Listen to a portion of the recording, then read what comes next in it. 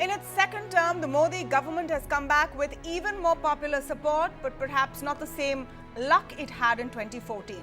Let's go back to 2014, when crude prices were on the slide, bumper harvests ensured price rise could be tackled, even the rain gods were smiling. Fast forward to 2019 and the economy is facing some real challenges.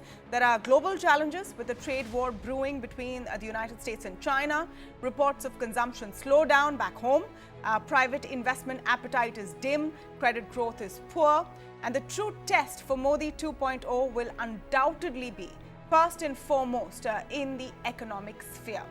To speak today on some of these issues, I am joined by Gopal Krishna Agarwal, National Spokesperson of the BJP, who also handles its economic cell, Gaurav Vallabh of the Congress Party, Maithili Bhusramat, Consulting Editor, ET Now, is joining us today, and R. Sriram, Resident Editor of the Economic Times. Welcome to all of you and thank you for speaking with us. Maithili, let me speak with you first. And we're talking just a couple of days before the swearing-in ceremony. After all of that, pump and show, this is what the government will have to turn its attention to as a priority, isn't it? Well, the economy is important because ultimately at the end of the day, the people do want a better tomorrow. So, there is no country at all which can afford to ignore the economy, no government, particularly in a democracy, that can afford to ignore the economy. So, yes, the government will have to focus on the economy because there are definite signs of the economy slowing down. But to say that we are in dire straits would be exaggerating to my mind, Tamanna, because we will still achieve very close to 7%. My sense is that we will achieve 7% because if you take the 3 quarters of the year so far, in the last quarter we need to do just about 6.4% to get to that 7%. So, the economy is not in dire straits, but to the extent that there are signs that there is a slowdown happening, the government will have to focus all its energy on ensuring that the economy continues to grow from strength to strength. I didn't use the word dire straits. My point is simply that this is the priority, and what should the government do to prioritize this? Let me go to Sriram and get him in on this before I go to the BJP and the Congress. What should be the top agenda and the top priority for the government? I think, Tamanna, the top priority for the government should be to do something to alleviate the farm distress. Now, we are already seeing that there are reports of distress coming in from various parts of the countryside. This is because of some not so very good monsoon last year, and the fact that the heat wave is high and crippling, and the water scarcity is there almost in large parts of India. So, the farm distress, and the BJP government has spoken about doubling farmers' income by 2022, and the manifesto has a very broad plan of action to tackle the farm distress. And I think that should really be the big priority of the government, to tackle the farm distress, and it can't be done in one budget, it can't be done in a series of small steps. It has to be rolled out over the next couple of years at least, and you need something which will ensure that the farmers get better prices, and there is also the productivity of the farm sector improves, because don't forget that as more and more people leave the farm sector because of unremunerative prices and poor income, they are going to find themselves looking for jobs in cities and towns, and that is not going to be really a good thing. The first thing they have to do is to tackle the issue of farm distress. The second major thing is to just understand really what is happening in the economy about the consumption slowdown.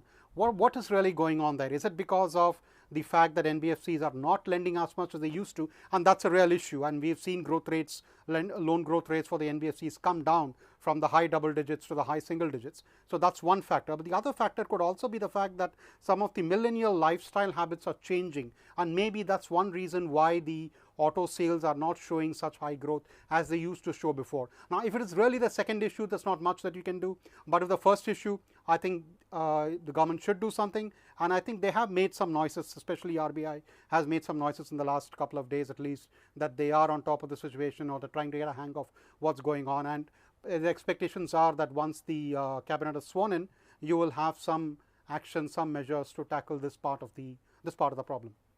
Okay, Gopal Agarwal, in the whole rush of election campaigning, economic issues sort of fell to the background, and of course, at that point in campaign mode, it was in the BJP's favor to also deny that there was anything really that was wrong or that was challenging. For example, there was a complete denial on the issue of jobs or of rural distress to a large extent.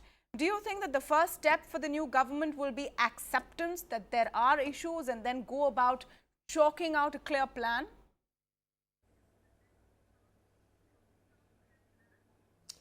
We have never denied some of the challenges that are in the economy. Agriculture distress, always we have said that there are problems in the agriculture sector. Therefore, we have a target of achieving doubling of farmers' income by 2022.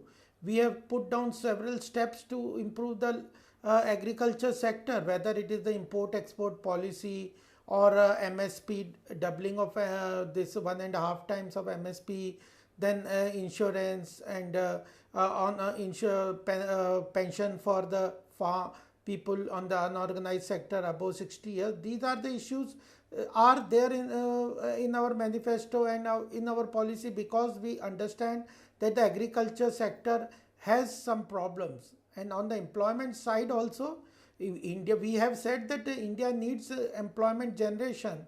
The issue was only that people were saying that there is no employment generation. That point of time we were saying that if the economy is growing at 7.5% and we are seeing so many issues with regard to infrastructure development, other thing, housing, roads, etc., there are jobs being created, and those opposition who are trying to put the narration that this whole job is not being created, that is only with regard to government jobs, or how do you calculate employment. Those issues are there, but we know these are the challenges and we are going to tackle it.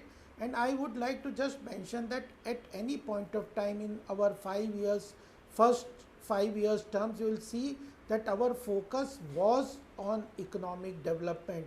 We have given big ticket reforms like GST and IBC, all NCLT, NPA resolution, merger of banks, recapitalization, then infrastructure development. They've not all worked, Gopal Agarwal. They're still work in progress. A lot of these things that you mentioned are work in progress. But let me get Gaurav Vallabh in and talk about and have you talk about what a country with 130 crore population.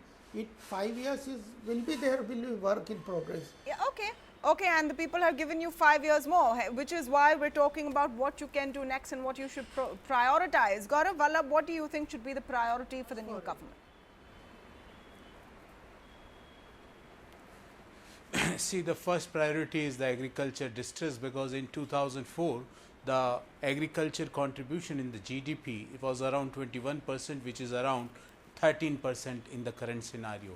So how to improve the rural, I should name this, instead of agriculture distress, I will call this as a rural distress. And the second is, as the experts had pointed out, is the distress and the lowering of the consumption, which is a very alarming situation for the economy as a whole, because now when the consumption is going to go down, the government has to spend more, and with the fiscal deficit targets, which are already alarming for the government, how they are going to manage, that is the second thing. Third thing is the bleeding banking sector. The banking sector is in a mess. 14 lakh crore rupees of NPA. No major public sector bank is showing profits consistently. NPAs are consistently growing, and the NBFC is the ILFS scam which had happened, that had created I can say that all NBFCs are in a shock. So that is the third thing. Fourth issue I will call as a export, because exports can create jobs. I don't want to debate now that whether jobs are created or not, because I believe in government data, and government data, NSSO data says that 4 crore 70 lakh people had lost the jobs. Government data says that we are in the 45 years worst unemployment level. So I am just believing on that. So how we are going to create job, that is possible only when you are going to focus on export, which are consistently coming down. And the second is how you are going to have the fixed capital formation in the economy, which is not possible in the current exports is a good point. Exports is a good point. Sector, the current state of affairs, what they are having. Let me come to Maithili on the point of exports, because that is a good point, and in fact we've also been reporting how there are already draft proposals in the works on how to boost exports. This has been the Achilles heel in a sense for the Modi government right from 2014, Maithili. There have been efforts and schemes to boost exports, but somehow the numbers have not matched up.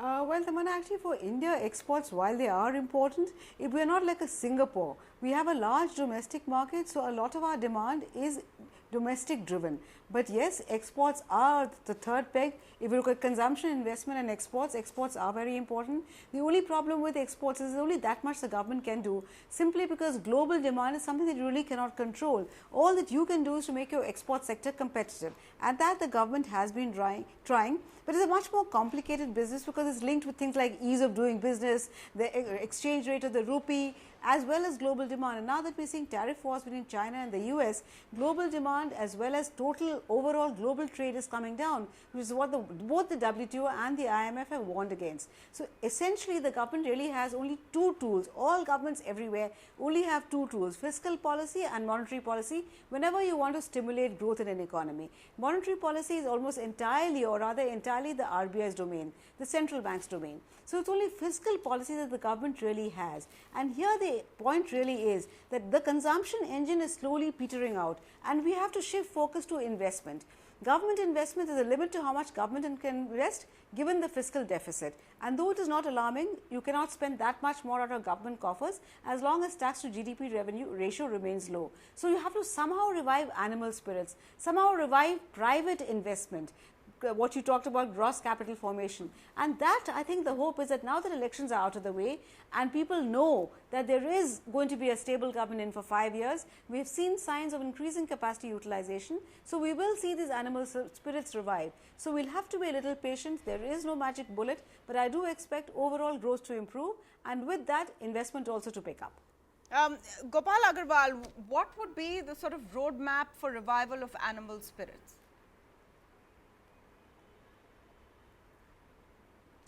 I think what the government priority is to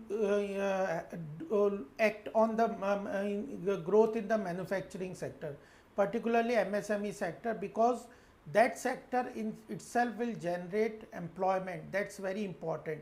Even for distribution of income and reduce the inequality in the income, we need employment, and employment will come from the manufacturing sector. That's very important, and we understand that. Therefore, our focus on ease of doing business is there.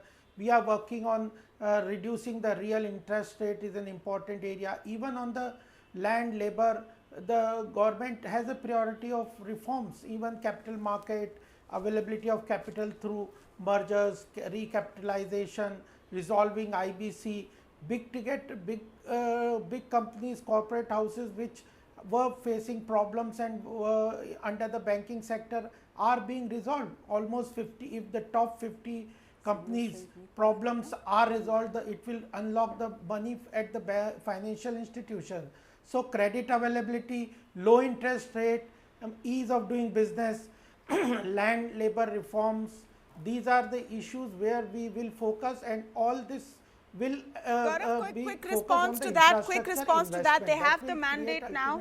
They have the mandate now, and also catalyze the growth and you want me to respond? Consumption. Yeah, Gaurav, I love your response to that. They have the mandate now. They have the mandate now. Do you think that they will get the support across the aisle as well when they want to push legislation, especially on land reforms?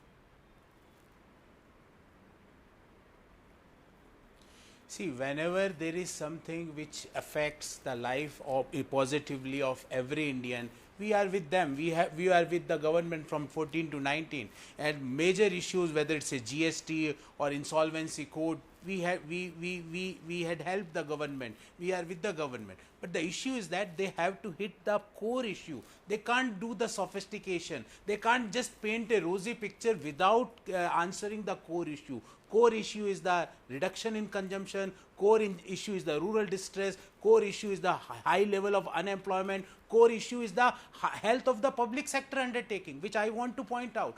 All public sector undertaking, and I can name some of the Navratnas, whether it's a BSNL, MTNL, Steel Authority, BAIL, ONGC, all of them are showing a negative operating profits. So how you are going to put an investment, how you are going to revive them, it's a we want some roadmap on that without affecting the fiscal deficit targets. So that's what Arshiram, just I'll give you the last word. Arshiram, I'll give you the last word. You mentioned, you mentioned rural distress as a big issue. Maithili spoke about, the lack of private investment or fixed capital formation, revival of animal spirits. We've spoken about joblessness. But in your sense, what do you think is the first priority that the Modi government will tackle? Will all the focus be, as many are reporting, on the public sector banks and the NBFC space and clearing up the mess there? Well, I don't think public sector banks, I don't know what the major measures of the government can do right now, because the big thing that the government can do, of course, is privatization. But I don't think that is on the agenda. Now, we saw last year that they began the first step of creating some big banks by merging 3 banks. Now, that process has happened with Bank of Baroda, Dena Bank and Vijaya Bank. And I guess that process will continue again and there are some names floating around as to which of the banks will now be merged. I think that will happen, but beyond that, I don't think any major measure is expected on public sector banks, because you can talk about capitalization, but again, some of these public sector banks have improved their financials. So they are now probably in the next 6 to 8 months or even 1 year in a position to go to the market and raise money for themselves. Because even if you look at it, the measure that they did in, I think, October or November 2017, the zero coupon bonds where they recapitalized the recap bonds which they used to recap the banks, there was a fair bit of money that the banks had to raise for themselves, which they couldn't do last year, but probably this year or early next year, they can probably do that. So I don't think public sector banks is a big worry.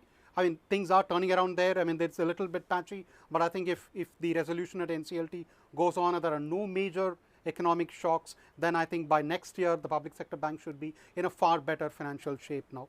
Consumption, NBFCs, yes, definitely. RBI is already doing something on NBFCs, and probably the government will give it a bit of a nudge here and there and maybe announce some more measures either through RBI or on their own to do the NBFC thing.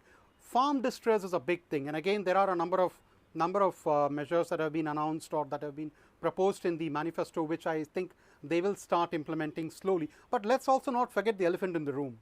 The elephant in the room is welfare economics. Now, a big takeaway for Mr. Modi and the BJP from this election that has just concluded is the fact that the story that has not been talked about much in the mainstream media, welfare economics, has been a big boon for them, big boost for them. It really paid rich electoral dividends, and they are going to now, I think, one of the measures that you will see in this budget is more social welfare policies, more social welfare initiatives. Like, for instance, I think the Prime Minister has already talked about extending the 6,000 rupee benefit to a lot of other farmers, not just the small and marginal farmers, but more other farmers. No, so this has been a question that I've wanted to ask, but this has been a question I've wanted to ask, but we've run out of time. The income support genie is out of the bottle. Nyay was completely a failure as a political idea, but will its basic concept find its way somewhere in term 2 is something we'll have to wait and see. Can any government now not look at some kind of income support in the days to come? We've run out of time. Of course, this is a complex subject and we'll be discussing this in detail over the next few days and weeks. I want to thank everyone for joining us on the show this evening.